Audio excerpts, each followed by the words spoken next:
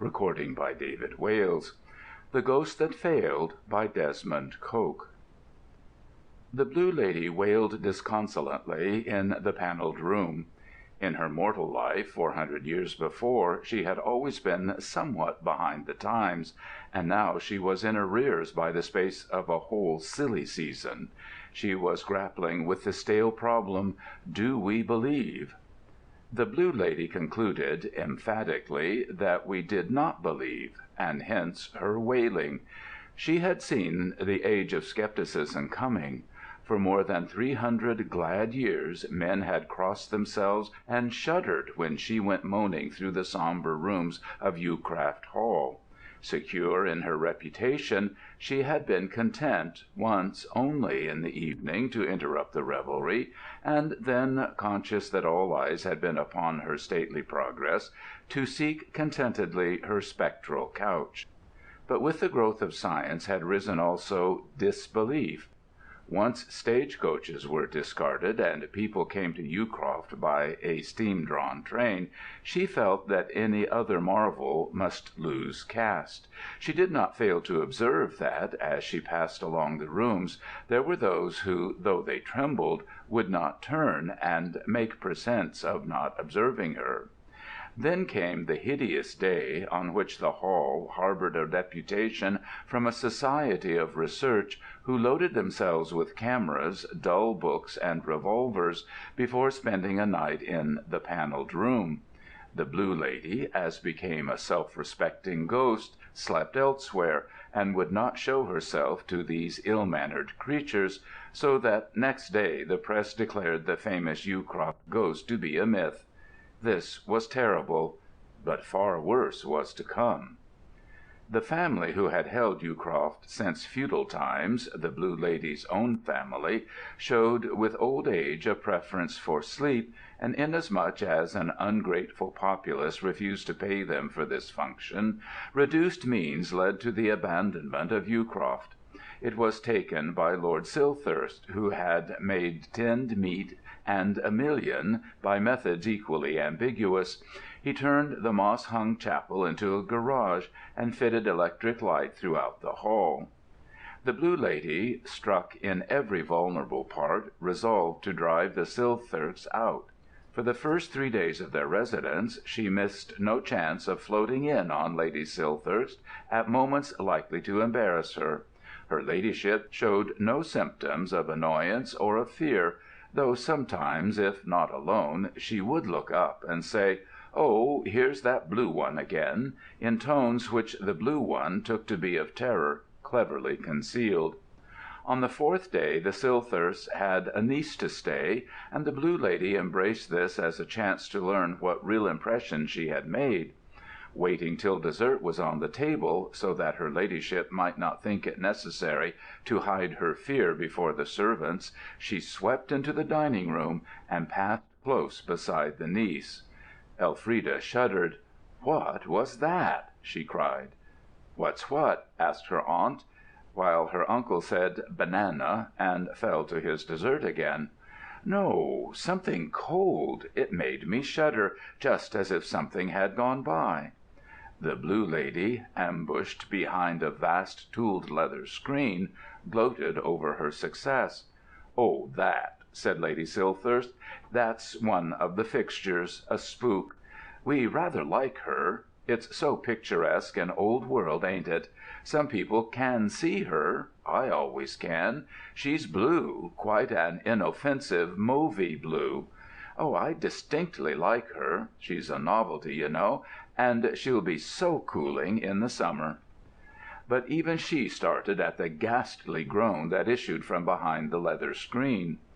For some weeks the Blue Lady did not deign to show herself, until Lady Silthirsk began to find fault.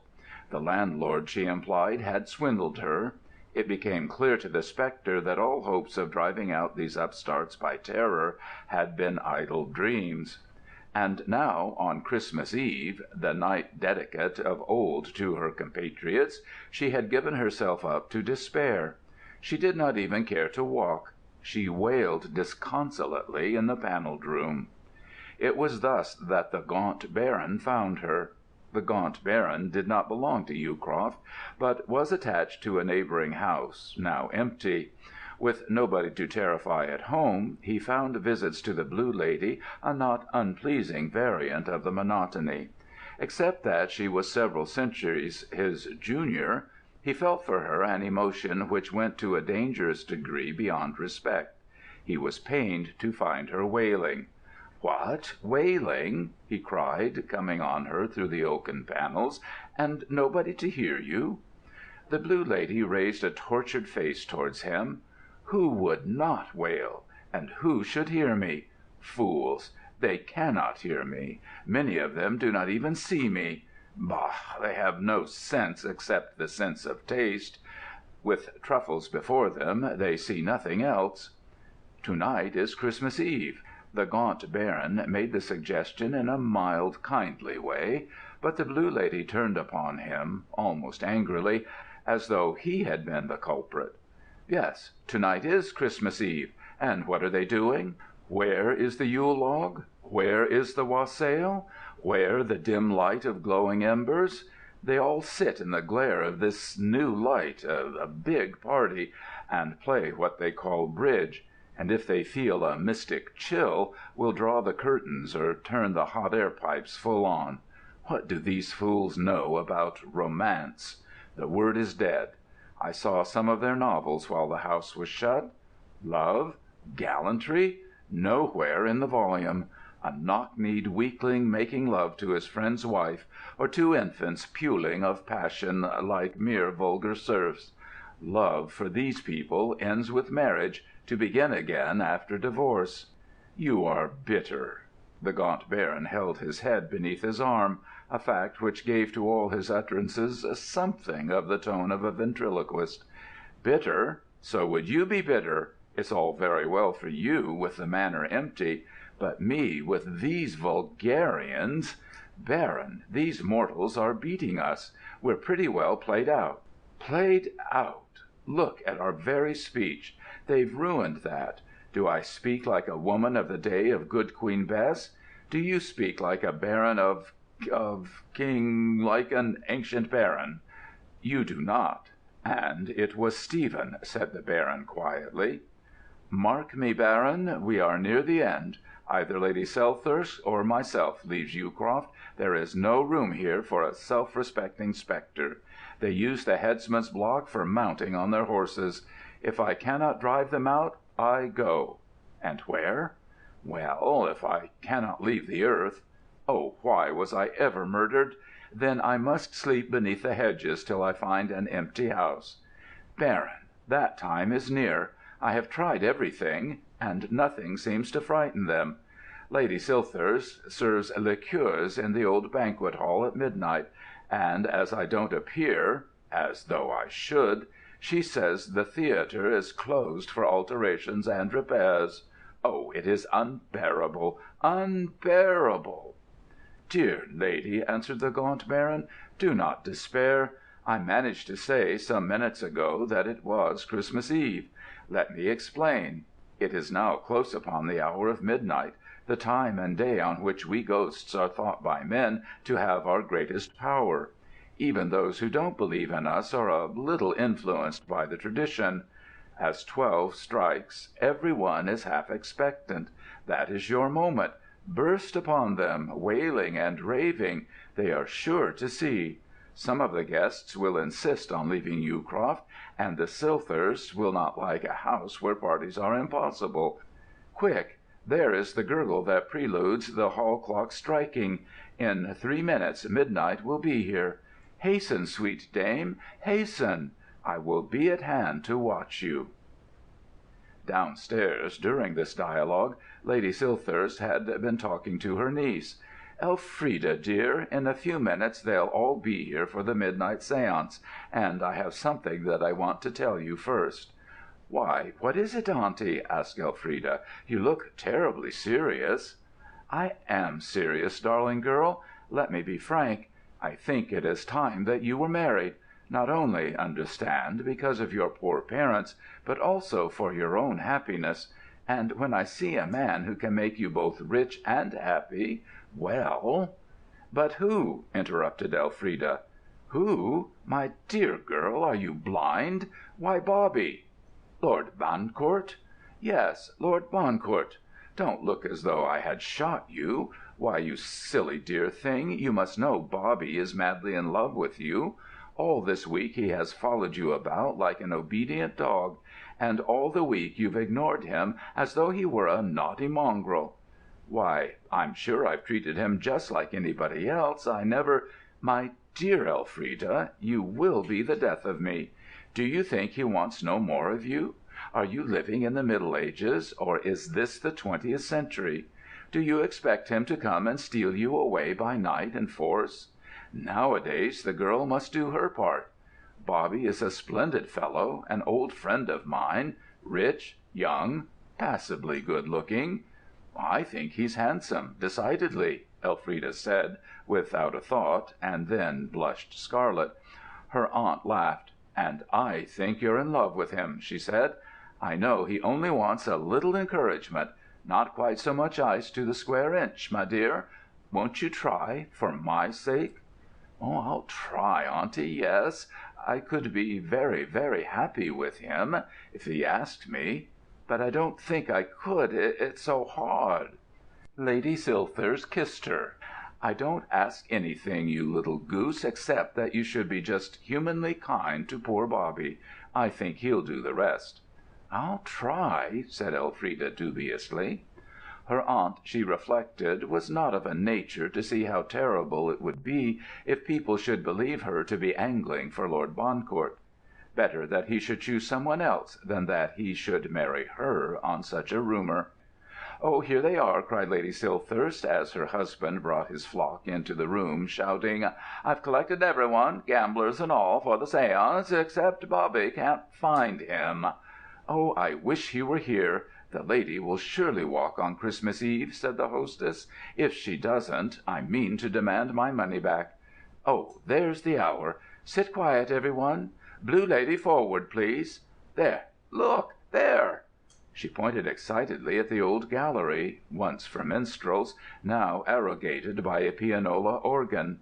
Behind its oaken pillars passed a vague female figure, dressed in blue, moaning horribly, and waving distraught arms above her flowing hair.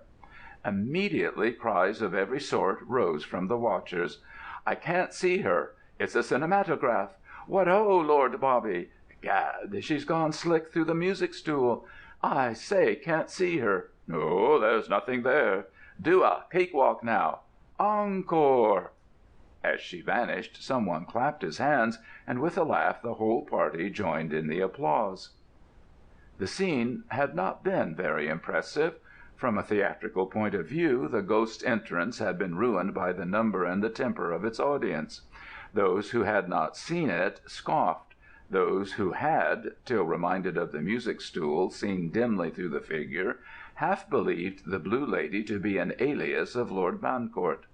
Then, as one by one they realized that what had passed was in very truth a ghost, the guests hushed their laughter until the babble sank almost into silence. It was in such a lull that Bobby entered. "Why, what a stony séance!" he exclaimed. "Missing me? Or seen a ghost?" "Yes, so delightful! The Blue Lady actually came," said Lady Silthirsk, who alone seemed totally unruffled. Bobby laughed, the unforced laugh of healthy youth. "Ho, ho! I see why you were silent. But you can't greet me, thanks. I'm not quite so verdant. Oh, no, not at all." "We have seen it, really," one or two guests hastened to assure him. Lord Bancourt laughed more heartily than ever. "Why, I believe you've honestly deceived yourselves. This is glorious! You really think you saw the ghost?" "Who could doubt?" asked a plump dowager, who intended henceforth to adopt a pose intensely spiritual. "What doubt exists when the great After lifts its veil? Have you ever seen a ghost, Lord Bancourt?" Bobby tried to hide his smiles. "I'm afraid and glad I haven't. If I did, I should go off my nut, I think. But I don't think I ever shall."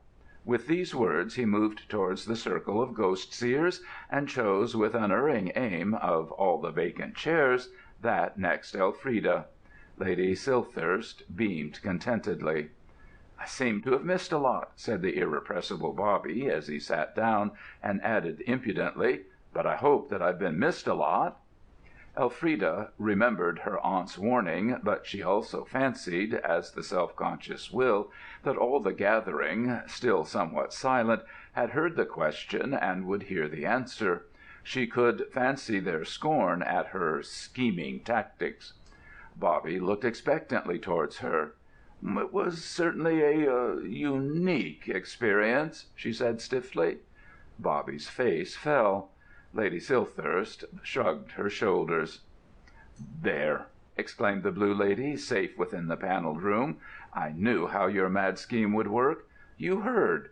They cat-called. They encored me. Asked for some new dance. They gave me a round of applause when I went off.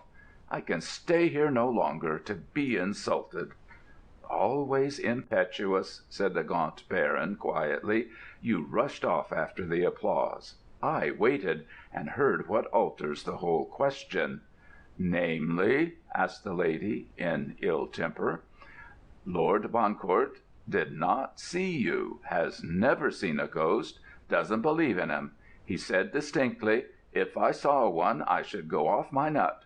This being schoolboy and smart for going mad." "I begin to see." The Blue Lady brightened visibly. "Exactly. You must catch him alone. No more of these convivial audiences. And then drive him mad. He is an old friend of Lady Silthirsk, rich and titled. She would not stay here after that. You must wreak your worst on him." "I can only wail," she answered gloomily. "I have no chains, or blood, or severed head." The words inspired the headless Baron. "Ah!" he cried, "I will come and help. To-night. I ought not to show myself out of my own house, but— Oh, what is etiquette in such a crisis? Baron, dear Baron, you have saved me. I am an old-fashioned woman, and at such time I need a man." It was night. It had, to be precise, been night for several hours, and the whole household was at length tucked up in bed.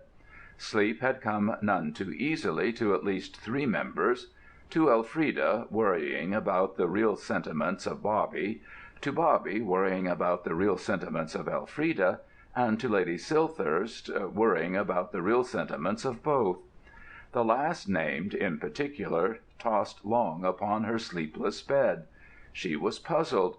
She could half understand Elfrida's foolish diffidence. She could not understand Bobby's idiotic silence. Why did he not speak? He was not of a sort to be lightly daunted by the fear of a rebuff. Or had she made a false diagnosis?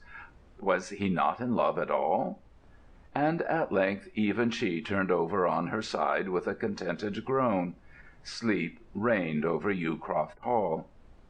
But in Bobby's room, far off along the west wing, dark deeds were decidedly afoot.